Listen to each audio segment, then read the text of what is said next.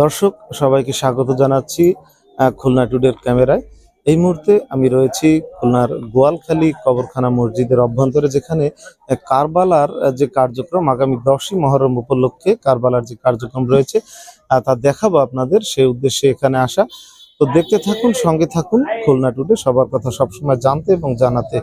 আজ 7ই মহরম, এই উপলক্ষে আশুরা প্রাককালে 10ই মহরম এরকম কিছু শ্রদ্ধা অবনত ও ঐতিহ্যগত কার্যক্রম পালিত হয়ে থাকে। এই উপলক্ষে কিছু ধর্মীয় ও সামাজিক কর্মসূচির মধ্যে নামাজ ও দোয়া রয়েছে। বিশেষ করে মাগরিব ও এশা এই ওয়াক্ত নামাজের পর মজলিস ও মিলাদ মাহফিলের আয়োজন করা হয়। এটা হলো পাইকিয়া গ্রুপ।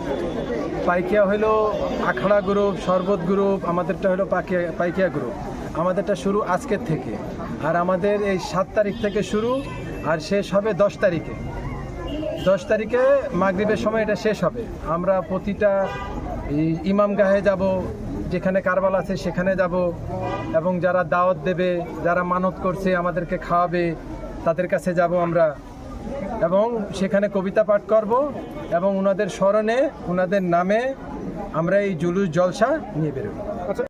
ইসলামী উলামা, সমাজকর্মী ও দায়ীরা ফার্সি বা উর্দু ধর্মীয় বক্তৃতা দেন। सौदाए करबलाओं को याद करते हुए लोग उनके नाम को याद करते हैं। उनके जिक्र अस्कार में भूखे प्यासे, खाए ना खाए, छोटे छोटे बच्चों को लेकर हर एक इमाम गाह पर उनके याद, उनका जहाँ यादगार बना हुआ है, हर एक इमाम गाह पर जाना, उनके शान व अजमत में नियाज व फातिहा, दरूद व सलाम, इन तमाम चीज को इकट्ठा करके अल्लाह के बारगाह में भेजना कि अल्लाह तबारक ताला शोदाए करबला के, যেখানে হযরত হুসাইন রাদিয়াল্লাহু আনহু এর জীবনের কারবালাই ঘটনা উপস্থাপন করা হয়।